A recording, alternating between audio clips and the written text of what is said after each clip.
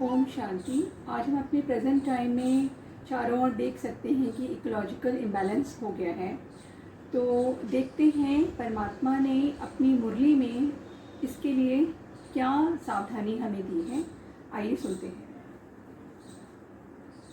अपने को हर परिस्थिति से पार करने वाले शक्तिशाली स्थिति में अनुभव करते हो। शक्तिशाली परिस्थितियों को मास्टर सर्वशक्तिवान स्थिति वाले ही सहज पार कर सकते हैं। दिन प्रतिदिन प्रकृति द्वारा विकराल रूप से परिस्थितियां दिखाई देती जाएंगी। अब ये साधारण परिस्थितियां हैं। विकराल रूप तो प्रकृति अब धारण करेगी, जिसमें विशेष आपदाओं का वार अचानक ही होगा। अभी तो थोड़ा समय पहले मालूम पड़ जाता है, लेकिन प्रकृति का विकराल रूप क्या होगा। ऐसे ही समय प्रकृति के सभी तत्व साथ साथ और अचानक वार करेंगे।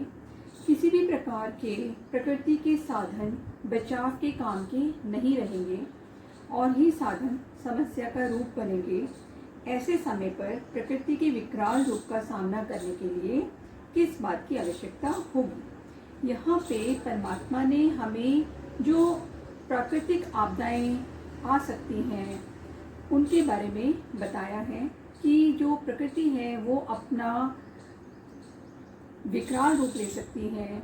जो अब तक प्रकृति के जो हम आपदाएं देखते हैं उसमें हमें अनुमान हो जाता है और हम अपनी थोड़ी तैयारी कर पाते हैं, लेकिन आने वाले समय में प्रकृति जो है अपना विकराल रूप भी ले सकती है।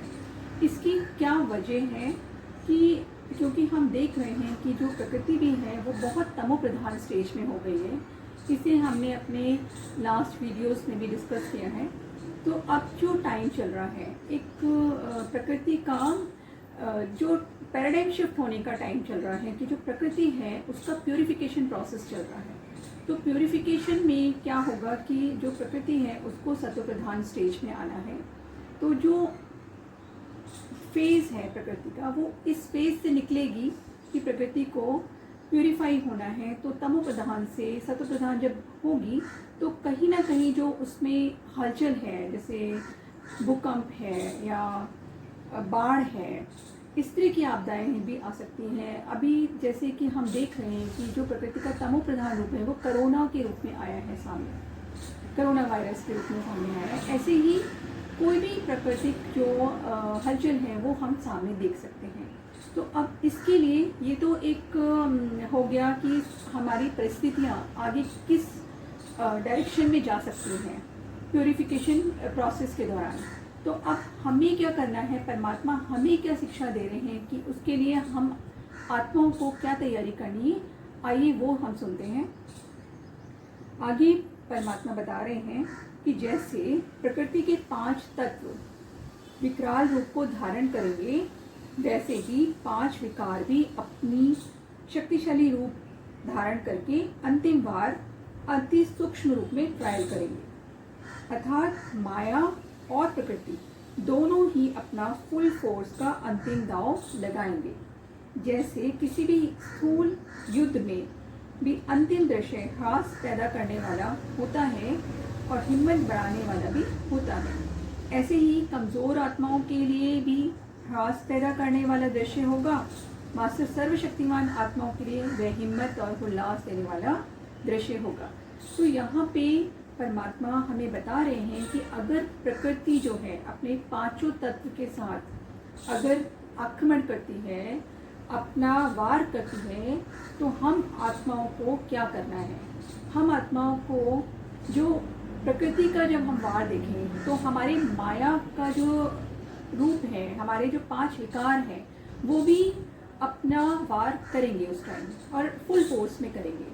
तो ये जब विकार और प्रकृति जब फुल फोर्स में हम आत्माओं पर वार करेंगे तो हमें क्या करना है।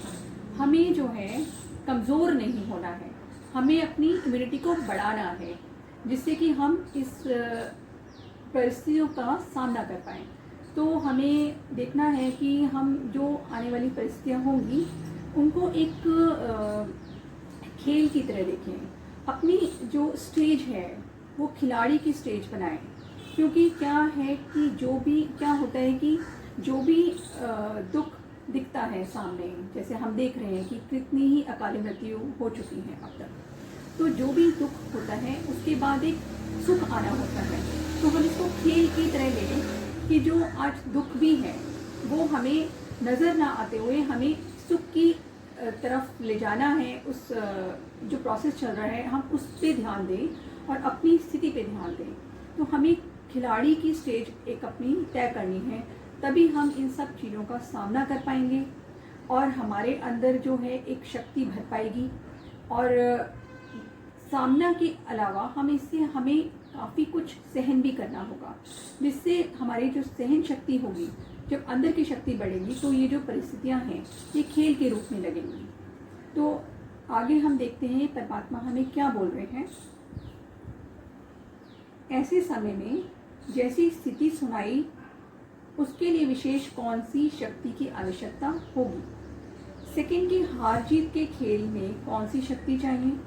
ऐसे समय में समेटने की शक्ति आवश्यक है। जो अपने देह अभिमान के संकल्प को, देह की दुनिया की परिस्थितियों के संकल्प को, क्या होगा इस हलचल के संकल्प को भी समेटना है। शरीर और शरीर के सर्व संपर्क की वस्तुओं को भी व अपनी आवश्यकताओं के साधनों की प्राप्ति के संकल्प को भी समेटना है। यहाँ पे परमात्मा ने जो हमारी 8 शक्तियाँ हैं, जिसे हमने अपने पिछले वीडियोस में डिस्कस भी किया है, उनमें से एक शक्ति है समेटने की शक्ति। उस पर परमात्मा ने फोकस किया है कि आपको क्या करना होगा कि जो माया है, जो विकार हैं, जो वाइसेस हैं, उनसे आपको अपने आप को समेटना होगा। मतलब कि जो भी आपके संबंध संपर्क में जो हलचल होती है, रिलेशनशिप में जो हलचल है, जो आपके आकर्षण है कोई भी वस्तु की तरफ या वैभव की तरफ, उनसे अपना ध्यान हटाकर आपको अपने ऊपर फोकस करना होगा।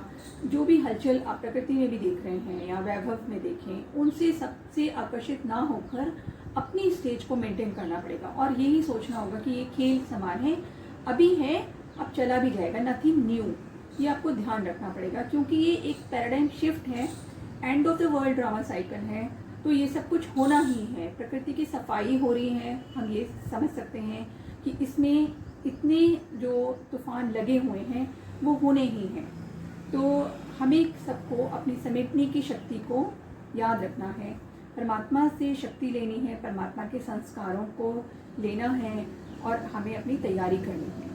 आगे देखते हैं परमात्मा क्या बोल रहे हैं कि शरीर का कोई भी संबंध व संपर्क नीचे ना ला सके। ज्ञान और योग का आधार चाहिए। तो यहाँ पे परमात्मा ने बताया कि आपको नॉलेजफुल होना है, सोल की नॉलेज और बॉडी की नॉलेज दोनों ही इस टाइम आवश्यक हैं। और आपको जो है कोई भी संबंध संपर्क उस टाइम पे याद ना आए, आप कमज़ोर ना बने, और जो भी होगा, क्योंकि अचानक से होगा, तो हमें एवर रेडी रहना है। और बहुत काल का पुरुषार्थ ही हमें इसमें हेल्प कर सकता है, यानी कि बहुत समय की जो प्रैक्टिस होगी हमें अपनी स्टेज को मेंटेन करने की, जो मेंटल स्टेज है, जो इमोशनल स्टेज है, हम वही हमें जो भी परिस्थितियाँ आएंगी हमें क्रॉस करने में हेल्पफुल रहेगी। तो हमें क्या करना है कि अपनी जो इमोशनल स्टेज है, जो मेंटल स्टेज है, जो फिजिकल स्टेज है और जो स्पिरिचुअल स्टेज है, अबव ऑल जो स्पिरिचुअल स्टेज है, उसको मेंटेन करने की ज़रूरत है। आगे देखते हैं परमात्मा क्या कहते हैं। टेलीफोन व टेलीग्राम से वायरलेस बिना तार के विद्युत चुंबकीय तरंगों द्वारा समाचार भेजने का यंत्र सेट है। चाहिए तो वायरलेस, लेकिन सेट है। परमात्मा यहाँ पे हमें अपनी वायरलेस स्टेट यानी कि वॉइसलेस स्टेट की के बारे में पूछ रहे हैं। क्या आप लोग सेट हो? आपका जो वॉइसलेस स्टेट ऑफ माइंड है वो सेट है। जैसे कि वायरलेस जो होता है, जैसे वायरलेस का मतलब है यहाँ पे कि जो विद्युत और चुंबकीय तरंगों से जब हम अपने जैसे टेलीग्राम भेजते थे, टेलीफोन के द्वारा नहीं, बातचीत के द्वारा नहीं, क्योंकि आने वाले समय में ये भी हो सकता है कि जो नेटवर्क काम ना करे, जो प्राकृतिक आपदाएं आएंगी, तो जो हमारा जो वायरलेस सेटिंग है वही काम आएगा। जैसे कि स्थूल में हम टेलीग्राम जैसे भेजते थे कि मैग्नेटिक पावर से, इलेक्ट्रिक पावर से हम भेजते थे उसकी थ्रू, और बहुत फास्ट भी चला जाता था। ऐसे ही जब हमारी वॉइसलेस सेटिंग होगी, यानी कि हम आत्मा निर्विकार होंगे, निराकार होंगे, तो वही सेटिंग, वही स्टेट ऑफ माइंड हमारा काम करेगा उस टाइम पे, वही हमारी इम्यूनिटी पावर बढ़ा रहा होगा, और हम सारी सिचुएशंस चाहे कितनी भी क्रिटिकल हो वो हम सब पार कर पाएंगे। तो हमें आज परमात्मा भी यही पूछ रहे हैं कि क्या आपकी जो स्टेट ऑफ माइंड है वो सेट है। तो हमें क्या करना है, वॉइसलेस स्टेट में जाना है सबको। तो उसके लिए बहुत समय की तैयारी चाहिए। इसमें आगे सुनते हैं परमात्मा क्या कह रहे हैं।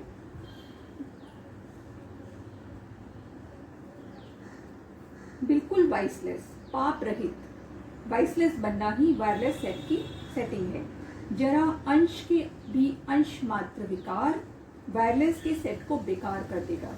इसलिए महीन रूप से स्वयं के स्वयं ही चेकर बनो, तभी प्रकृति और 5 विकारों की अंतिम विदाई के वार को विजयी बन सामना कर सकेंगे। यही प्रकृति वार करने के बजाय बधाई के नज़ारे सामने लाएगी। चारों ओर जय जयकार की शहनाइयाँ बजेंगी। ऐसे समय के लिए तैयार हो, अथवा समय आपको तैयार करेगा कि आप समय का आह्वान करेंगे। समय पर जागने वाले को क्या टाइटल देते हैं? समय पर कौन जागा?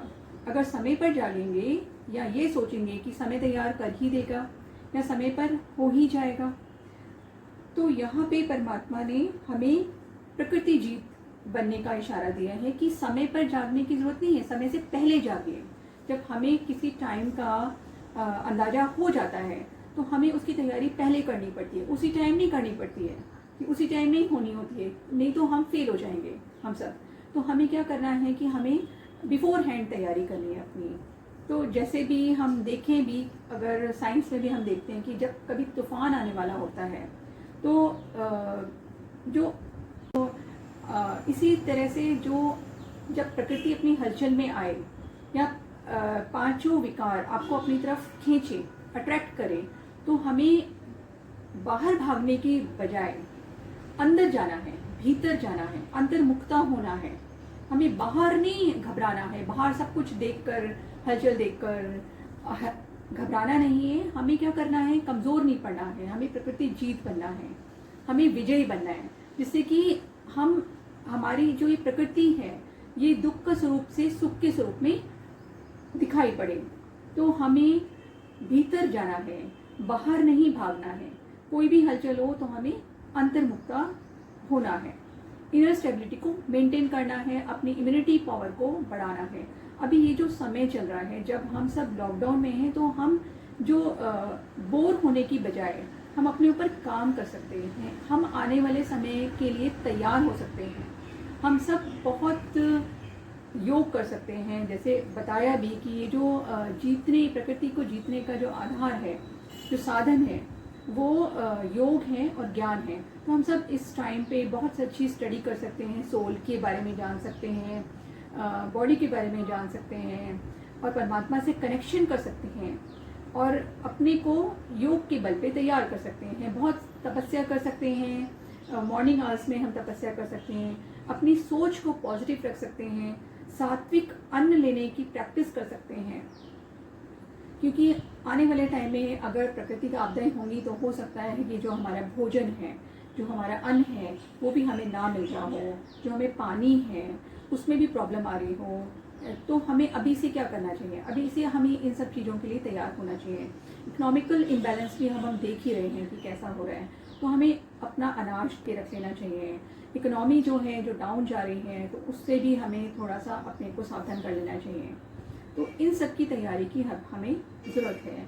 तो आने वाले एपिसोड में हम देखेंगे और विस्तार से कि हमारी आत्मा की उन्नति कैसे हो सकती है, जिससे हम आने वाले समय को फेस कर पाएँ। ओम शांति।